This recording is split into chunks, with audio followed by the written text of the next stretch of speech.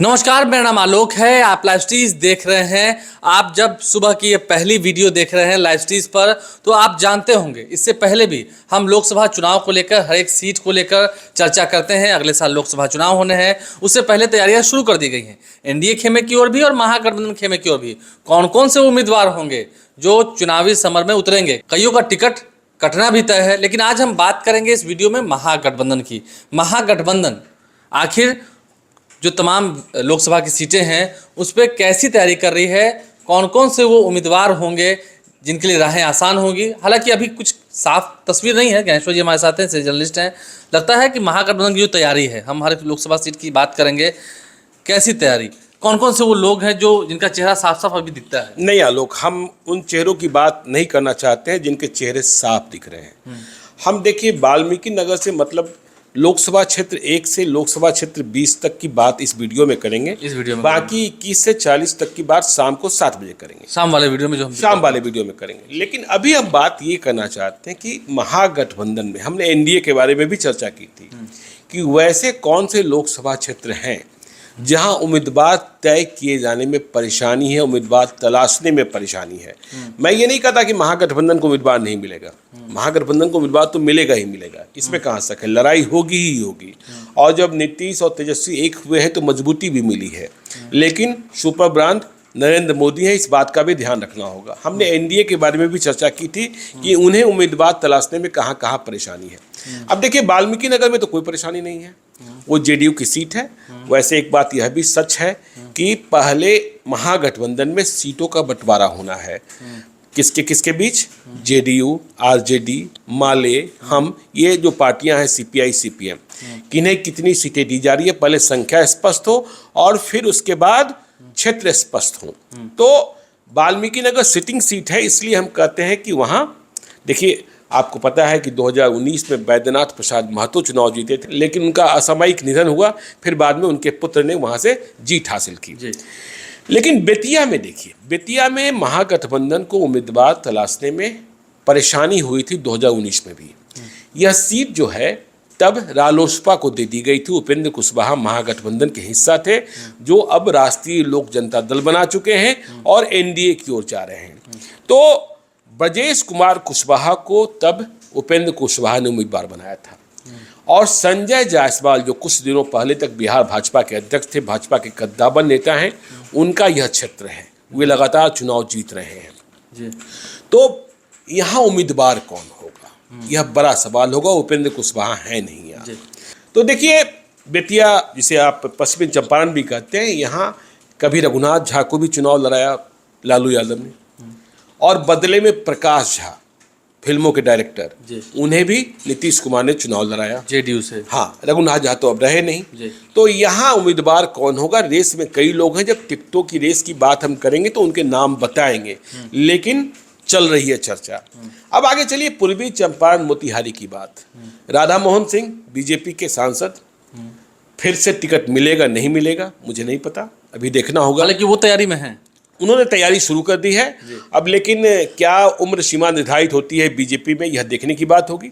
आपको याद होगा, यह सीट भी महागठबंधन में 2019 में रालोसपा को दे दी गई थी, आकाश कुमार सिंह को, मतलब अखिलेश सिंह के बेटे को। लेकिन 2019 में क्या होना है, इस बात को समझना है कि देखिए, अखिलेश सिंह जो बिहार प्रदेश कांग्रेस कमेटी के अध्यक्ष हैं, वे तो चाहेंगे कि बेटा फिर से चुनाव लड़े, लेकिन कांग्रेस फैसला करती है नहीं करती है, देखने की बात होगी। अखिलेश प्रसाद सिंह का भी कार्यकाल अगले ही साल लोकसभा चुनाव के पहले राज्यसभा का कार्यकाल खत्म होना है। ऐसे में वे राज्यसभा जाते हैं या फिर लोकसभा चुनाव लड़ने का मन बनाते हैं, यह देखने की बात होगी। यदि राज्यसभा जाते हैं तो फिर क्या उनके बेटे को टिकट दिया जाएगा मोतिहारी में, या फिर वहाँ नया उम्मीदवार तलाशा जाएगा? देखिए, कई नामों की चर्चा चलती रहती है। एक वहाँ आरजेडी के स्थापित उम्मीदवार होते हैं विनोद श्रीवास्तव।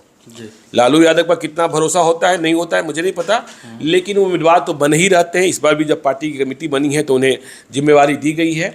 लेकिन जेडीयू में भी एक और नाम की चर्चा चल रही है, शालिनी मिश्रा, जो केसरिया की विधायक है, कि वो भी उम्मीदवार हैं। तो वहाँ उम्मीदवारों पर मंथन चल रहा है। वक्ता है, विधानसभा में भी अच्छा बोलते और भी कई नामों पर चर्चा है। अब देखिए, शिवहर चलिए, देखिए हम उन सीटों की ही बात कर रहे हैं 1 से 20 तक में लोकसभा क्षेत्र में, जहाँ कठिन है।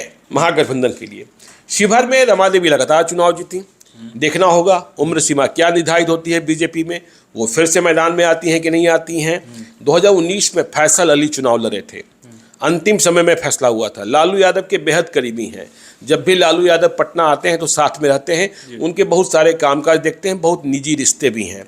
तो क्या इस बार फैसल अली या फिर आनंद मोहन, जिनकी रिहाई कराई गई 27 अप्रैल को, उनकी पत्नी लवली आनंद चुनाव लड़ेंगी। लवली आनंद शिवहर से मजबूत उम्मीदवार हैं, वहां से उन्होंने चुनाव कई बार लड़ा है। हालांकि जीत वैशाली से मिली। हाँ ठीक है, जीत वैशाली से मिली थी, तो वो भी एक मजबूत उम्मीदवार हैं। सीतामढ़ी, देखिए सीतामढ़ी में क्या हुआ था। सीतामढ़ी में देखना यह होगा कि सुनील कुमार पिंटू अभी जेडीयू के एमपी हैं, लेकिन वे मूल बंसी हैं भाजपा के। 2019 में आए थे लाया गया था, और उसके बाद फिर टिकट जब दिया गया था। उम्मीदवार का संकट वहां हो गया, तो देखना यह है कि सुनील कुमार पिंटू जेडीयू में बने रहते हैं या नहीं रहते हैं, क्या घर वापसी हो जाती है। जब घर वापसी होगी तो नया उम्मीदवार तलाशना होगा। 2019 में यहाँ अर्जुन राय चुनाव लड़ाए गए थे। अर्जुन राय को टिकट शरद यादव के कारण मिला था। शरद यादव ने बिट्टो पावर लगा दिया था, नहीं तो यहाँ सीताराम यादव को ही टिकट मिलना था। तो अब शरद यादव रहे नहीं, तो पहले तो यह कि सुनील कुमार पिंटू रहते हैं कि नहीं रहते हैं यह जाना जाए, और यदि नहीं रहते हैं, यह सीट जेडीयू के खाते में रहती है या आरजेडी के खाते में रहती है, खाते में आती है तो फिर किसे लड़ाया जाएगा। अब देखिए आगे चलिए, मधुबनी। मधुबनी एक ऐसी सीट थी जहां कोई उम्मीदवार मिल ही नहीं रहा था 2019 में, तब यह सीट दे दिया गया था वीआईपी को, विकासशील इंसान पार्टी को, मुकेश सहनी की पार्टी को। और मुकेश सहनी तब महागठबंधन के हिस्सा थे।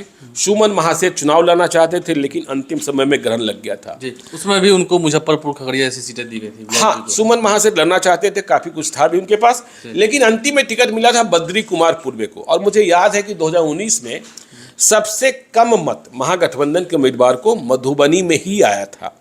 बद्री कुमार पूर्वे अंतिम समय में बिल्कुल हार जाने की स्थिति में आ गए थे। चुनाव प्रचार में पैसा नहीं है, ये नहीं है, वो नहीं है, अगरम बगरम सब कुछ, जबकि मुकेश सहनी ने अपना बहुत कुछ लगाया था। अब देखिए मधुबनी में क्या परेशानी है। मधुबनी में परेशानी यह है कि शकील अहमद, जो कांग्रेस के नेता, पिछले बार जब टिकट नहीं मिला तो बगावत कर चुनाव लड़ गए थे निर्दलीय। शकील अहमद ने अब ऐलान कर दिया कि वो चुनाव नहीं लड़ेंगे, चुनाव रिटायरमेंट की। हाँ, चुनावी राजनीति से। तो देखना ये होगा कि यह सीट किसके खाते में जाती है। और जब महागठबंधन है तो दरभंगा और मधुबनी के बारे में एक बात कही जाती है कि दरभंगा मधुबनी में एक ब्राह्मण लड़ेगा, दूसरा मुसलमान लड़ेगा, और झंझारपुर में कोई अति पिछड़ा लड़ेगा। ठीक है ना, तो ये समीकरण है, तो यह देखने वाली बात होगी। तो देखिए यदि हम सुपौल की बात कर लें तो दिलकेश्वर कामत को टिकट, दिलकेश्वर कामत 2019 में जीते जेडीयू से रंजीत रंजन के सामने। हाँ, रंजीत रंजन। दिलकेश्वर कामत रहेंगे तब भी शायद उनके टिकट पर पुनर्विचार हो, या फिर नहीं रहेंगे तब भी नया फैसला हो। रंजीत रंजन तो अब रही नहीं। और देखिए सुपौल को विवादों में ला दिया गया। कल ही आपने देखा, पिछले 2 दिनों से विवाद चल रहा है। आरजेडी के नेता यदुवंश यादव ने एक विवादित टिप्पणी कर पिपरा से विधायक रहे। हाँ, जबकि पिपरा सुपौल में, और सुपौल में ब्राह्मणों की आबादी भी बहुत है, फिर भी वे कह रहे हैं ब्राह्मण विदेशी हैं, ब्राह्मणों का डीएनए टेस्ट कराया जाना चाहिए, ब्राह्मण रसियन है, उन्हें भगाया जाना चाहिए, और इसे लेकर ब्राह्मणों में गुस्सा भी है।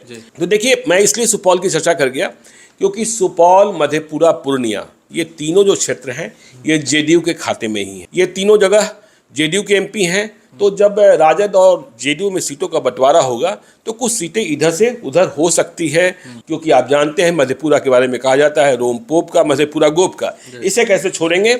और अब देखिए दरभंगा की बात कर लीजिए।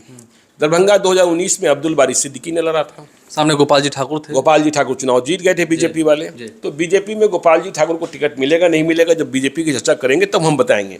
लेकिन यहाँ देखिए, यहाँ महागठबंधन के टिकट के लिए 2 बड़े नेताओं में संजय झा वहाँ पसीना बहा रहे हैं, बिहार सरकार के मंत्री, जल संसाधन। हाँ, और उनकी हसरत है। हाँ, और उनकी हसरत है, और मतलब मुख्य भूमिका में है। लेकिन अली अशरफ फातमी भी दावेदारी छोड़ने को तैयार नहीं है। भाई आरजेडी का साथ छोड़ के जेडीयू में गए थे, अभी नेशनल जनरल सेक्रेटरी भी हैं। अब देखना ये होगा कि कहीं ऐसा तो ना हो कि कोई मधुबनी और कोई दरभंगा और आपस में दल भी परिवर्तन हो जाए, कहीं विवाद ना हो जाए। हाँ, नहीं, दल परिवर्तन हो जाए एक एक का। मुजफ्फरपुर, देखिए मुजफ्फरपुर में महागठबंधन को उम्मीदवार खोजना बहुत ही कठिन कार्य रहा है।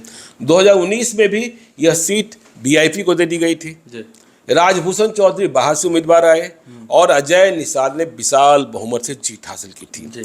देखिए अब 2024 की सूरत क्या बनती है इसे देखना होगा। यदि मुकेश सहनी एनडीए की ओर जा रहे हैं, बीजेपी की ओर जा रहे हैं, मुजफ्फरपुर से चुनाव लड़ने का फैसला करते हैं, तो अजय निषाद क्या करेंगे यह देखने वाली बात होगी। लेकिन यहाँ महागठबंधन के लिए उम्मीदवार तलाशना हमेशा कठिन काम रहा है। वैशाली आपको पता है, रघुवंश प्रसाद दो बार हार गए, 14 में भी हार गए, 19 में भी हार गए। रघुवंश प्रसाद सिंह तो अब रहे नहीं, रामा सिंह से भी हार गए, बीना देवी से भी हार गए। तो यहाँ एक दूसरे तरीके का समीकरण भी दिखाई पड़ रहा है। बीना देवी जो मौजूदा सांसद हैं लोजपा पारस की, उनके पति दिनेश प्रसाद सिंह जेडीयू के एमएलसी हैं, नीतीश कुमार से बहुत अच्छे रिश्ते हैं, सभी पार्टियों में रिश्ते हैं आज की तारीख में सिवाय चिराग पासवान के। अभी 2-3 दिनों पहले चिराग पासवान गए थे मुजफ्फरपुर और उन्होंने कह दिया कि वैशाली तो हम ही लड़ेंगे, और हम ही लड़ेंगे यह भी कह दिया कानो कान कि बीना देवी चुनाव नहीं लड़ेंगी। तो ठीक है, एनडीए में उम्मीदवार बदलेगा। इधर रघुवंश प्रसाद सिंह नहीं रहे हैं तो क्या इधर बीना देवी इधर आ जाएंगी? बीना देवी इधर आ जाएंगी या फिर कोई और उम्मीदवार, कई और नाम चल रहे हैं। जब टिकटॉक के रेस में हम आएंगे तो वो भी बताएंगे। अब देखिए सिवान, ये तो बहुत माथापच्ची वाला सीट है। यहाँ फैसला हो जाना है कि शहाबुद्दीन की फैमिली से रिश्ता रहा कि नहीं रहा, रखना है या नहीं रखना है, रखना है या नहीं रखना। दोनों की रजामंदी से होगी ना। जेडीयू भी नीतीश कुमार भी कहेंगे, तेजस्वी यादव भी होंगे, लालू यादव भी होंगे। बिल्कुल, और ये सीट माले भी दावेदारी कर रहा है। आगे महाराजगंज में देखिए प्रभुनाथ सिंह के बेटे रणधीर कुमार सिंह चुनाव लड़ते रहे हैं लेकिन हार जाते हैं। जनार्दन सिंह सिग्रीवाल हैं अभी। हाँ, जनार्दन सिंह सिग्रीवाल हैं। तो देखना होगा कि महागठबंधन वहाँ नया परिवर्तन करता है, क्या करता है। सारण में भी बड़ी वैकेंसी है। पिछले बार चंद्रिका राय को लड़ाया गया था, उसके पहले स्वयं राबड़ी देवी लड़ी थी, राबड़ी देवी भी हारी और चंद्रिका राय भी हारे। ठीक है, अब राबड़ी देवी चुनाव नहीं लड़ना चाहती हैं लोकसभा, चंद्रिका राय है नहीं अब आरजेडी में। तो यहाँ चुनाव किसे लड़ाया जाए? क्या रोहिणी आचार्य चुनाव लड़ने आएंगी या कोई और आएगा? सामने में राजीव प्रताप रूडी, सामने राजीव प्रताप रूडी हैं। चर्चा तो देखिए आप तो जानते ही हैं ना। जी, चर्चा सुनील सिंह की भी होती है। चर्चा सुनील सिंह की भी है, चर्चा खेसारी लाल यादव की भी होती है। सारण या महाराजगंज में सुनील सिंह उभरते हुए और स्थापित नेता हैं सहकारिता क्षेत्र के, और उन्होंने पार्टी के लिए और लालू परिवार के लिए बहुत कुछ किया भी है।